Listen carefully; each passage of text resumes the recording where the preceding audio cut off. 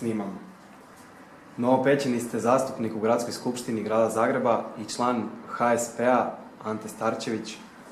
Kako ste se uopće odlučili ući u politiku i zašto baš HSP Ante Starčević? Pa čovjek sam koji je 20 godina zapravo radnog iskustva i nakon privatnog sektora i nešto rada u državnoj agenciji zaključio sam da se svakako treba čovjek politički angažirati. Naravno, situacija u Hrvatskoj nije bajna. Primijetio sam mnoge stvari koje bi se dale popraviti i promijeniti u cilju opstanka hrvatske državnosti, ali i napretka mladih ljudi koji bi se trebali svakako afirmirati u politici i zapravo razbijati predrasude o političarima. Iz tog razloga sam odabrao Hrvatsku stranku prava, dr. Ante Starčević i osnivač te stranke, kao nešto gdje bi se svakako mogao afirmirati zato što najbolje odgovara nekakvom mog karakteru. Dakle, pravaštvo je nešto što karakterizira moralnost, poštenje, iskrenost, ljubav prema Bogu i domovini i tu se svakako pronašalo nešto što apsolutno mene ispunjava.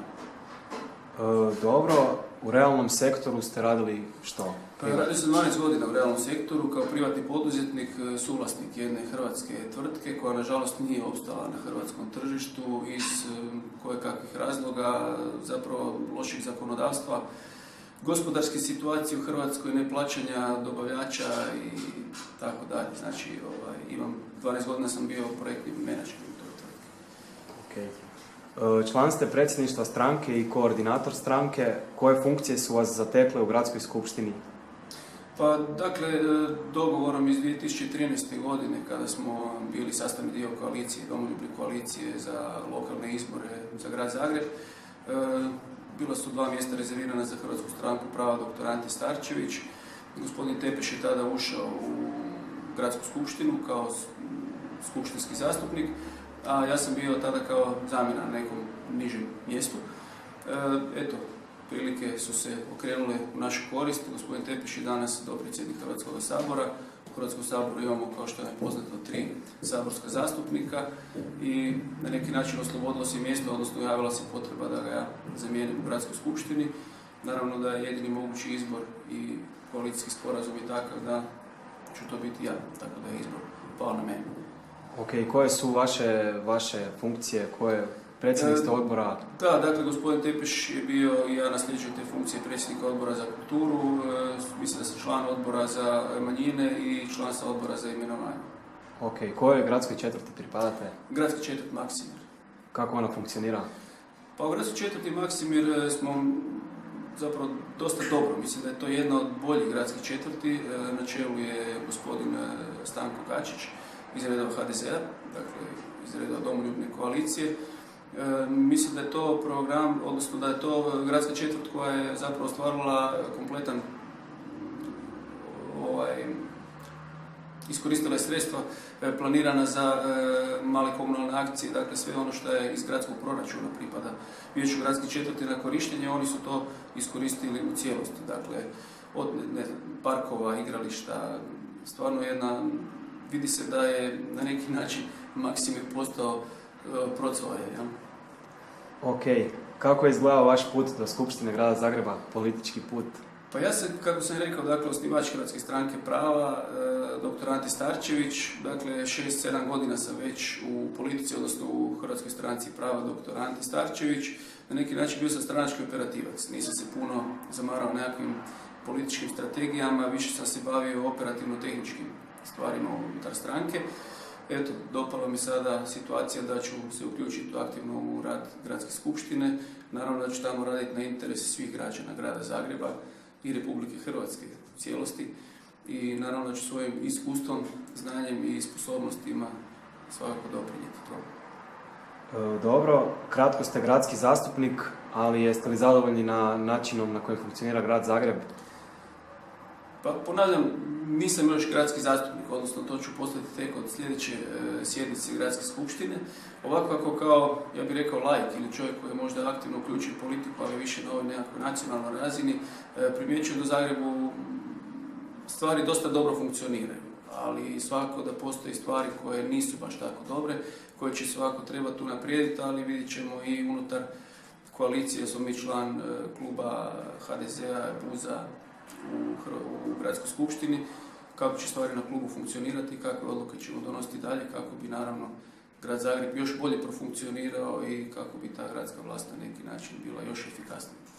A kako komentirate ove Bandićeve fontane za koje puno ljudi kažu da možda se ne bi trebale graditi u vrijeme kad u kvartu preko puta ljudi nemaju vode? Pa teško mi to komentirati, kažem prekratko sam u tome i ne znam baš tu nekakvu gradsku problematiku. Međutim, ono što mogu reći da zapravo grad u Zagrebu na svojoj turističkoj percepciji javnosti i evo svjedoci smo da Advent u Zagrebu je bio ove godine jedna od prva od top 10 destinacija u Europi.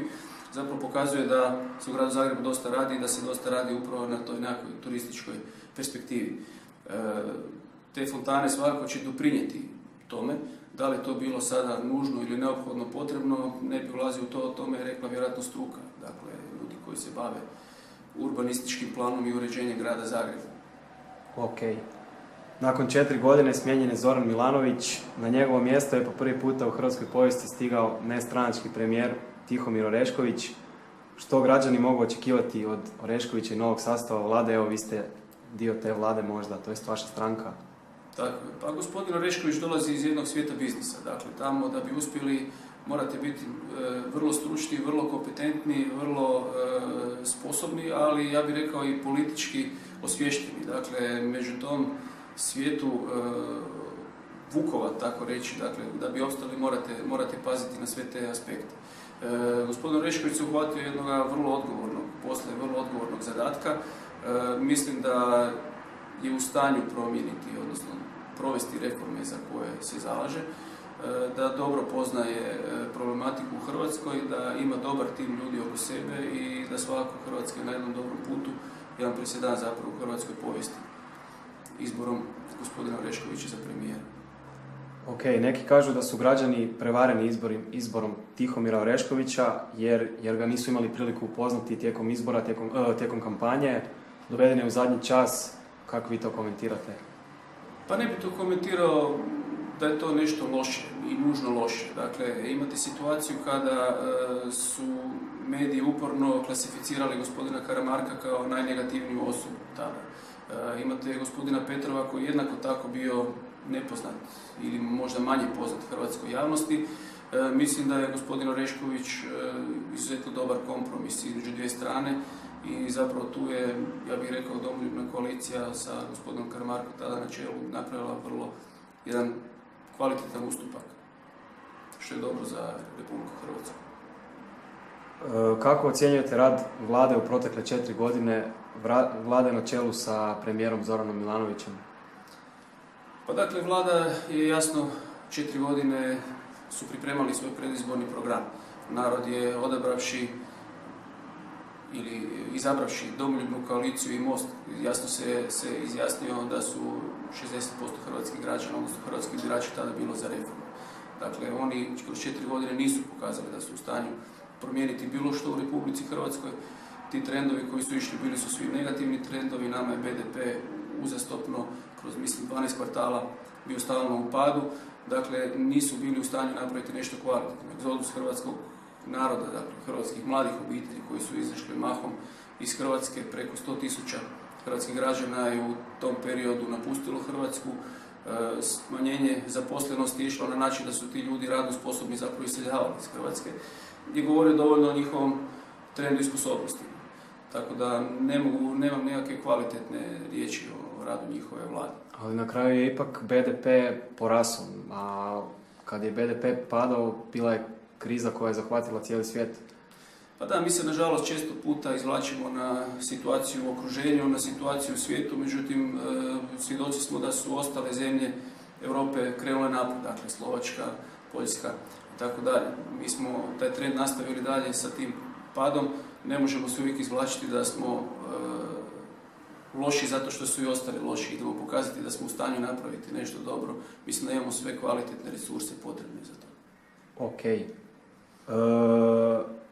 Hoće li vlada Domoljubne koalicije nastaviti tamo gdje je vlada Kukuriku koalicije započela, odnosno postoje li neki dijelovi gdje su oni možda radili dobro, a vi ćete taj dio preuzeti, to jest vlada koja... Pa ne znam, kako se je rekao, dakle, moj djelokrug rada je uglavnom grad Zagreb, dakle, nekakva više lokalna razina koja se, ajmo reći, više bavi komunalnom politikom. Na vladi je, odnosno na novim ministrima, kako će nastaviti rad i analizirati ono što su naslijedili u ministarstvima, analizirati te programe i vidjeti šta i kako dalje. Mislim da će se vrlo malo toga nastaviti dalje, jer treba probuditi hrvatsko gospodarstvo, treba probuditi hrvatsku ekonomiju, a to će se teško nastaviti ako ste imali trend 4 godine silaska, odnosno pada. Dobro. Raspuštanje stručnog povjerenstva za medije, za neprofitne medije, podiglo je veliku prašinu u javnosti. Kako komentirate taj potez ministra Hasanbegovića? Mislite li da je to bilo ispravno? Pa smatram da je apsolutno bilo ispravno, koliko sam shvatio kroz medije, nisu mu nađene nikakve zakonske nepravilnosti. Dakle, gospodin Hasanbegović je to raspustio unutar zakonskih okvira. To tijelo je donijelo sve potrebne odluke koje je trebalo donijeti i smatram da, odnosno gospodin Hasanbegović smatra da njegov rad dalje bio bi bespredmetan. Iz tog razloga je i raspustio to povjerenstvo. Dobro.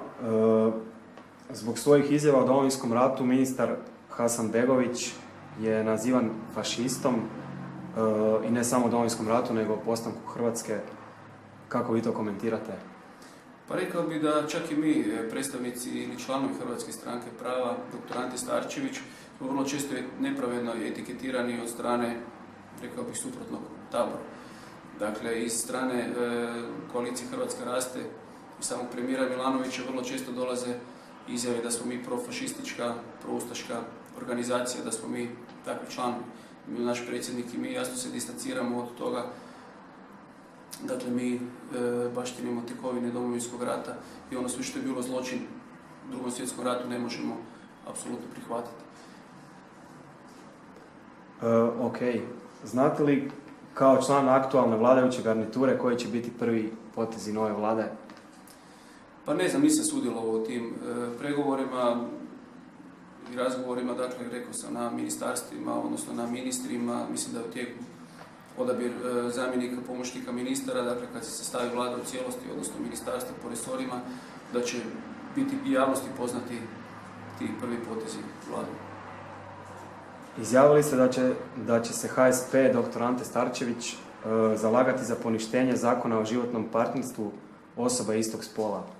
Mislite li da će i ostale članice Domoljubne koalicije podržati član vaše stranke? Pa već sam i tada rekao, već sam i tada rekao da je to stvar kompromisa unutar same koalicije. Mediji su, nažalost, krivo interpretirali tu moju izjavu.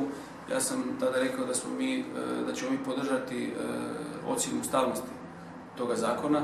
Naime, bivša vlada se na neki način zakonom o životnom partnerstvu narugala svih milion birača koji su se na referendumu u ime obitelji jasno opredijelili da se unese u Ustav Republike Hrvatske odredba da je brak zajednica muškarca i žene. Dakle, izjednačavanjem te definicije da je brak zajednica žene i muškarca sa nekom drugom definicijom životne zajednice, smatram da je nanesena na neki način nepravda svim ovim tradicionalnim brakovima.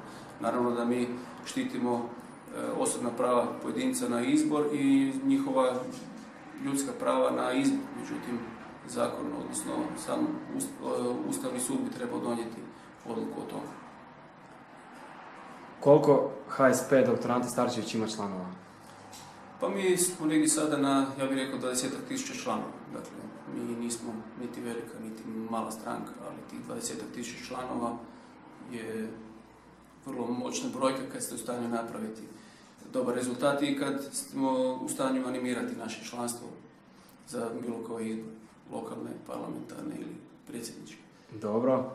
Hoće li se pravaši ikada ujediniti u jednu stranku? Je vam to u interesu ili vam nije u interesu? Pa naravno da je u interesu. Evo, mi nastavljamo trend, odnosno projekt idejnog začetnika gospodina Pere Ćorića, takozvani pravaški kišobran, gdje pod okrilje naše stranke zapravo primamo sve ugledne pravaške pojedince, udruge ili stranke. Nama su proteklih godina prilazili ljudi iz takvog pravaškog svjetonazora i naravno da ćemo taj trend nastavljati i dalje. Naravno, uvijek će biti pojedinaca koji neće prepoznati potrebu ujedinjenja, odnosno uvijek će se smatrati boljim i jačim i željeti nastaviti samostalno djelovati pod pravaškim imenom. Stvar je na zapravo strankama i na članstvu, odnosno na onome koliko ćemo mi biti prepoznati u javnosti kao stožerna pravaška stranka i koliko ćemo biti u stanju privući članstva u svoje rede. Ok, evo još jedno pitanje za kraj. Smatrate li da Ruža Tomašić dobro promovira pravaštvo u Europskoj uniji i u Europi? Pa gospođa Ruža Tomašić se jasno distancirala od pravaštva u Republici Hrvatskoj, tako i u Europskoj uniji. Ona je izjavila da je pravaštvo u Hrvatskoj mrtvo i da je ono što je europski i hrvatski trend trebao biti konzervatizam. Dakle, mi nismo pobornici toga, mi nastavljamo djelovanje pod pravaškim imenom i pod naukom doktora Ante Starčevića, oca domovine. Tako da ne bih komentirao njezine stavove i njezine djelovanje u Europskom parlamentu. Ok, evo to je to.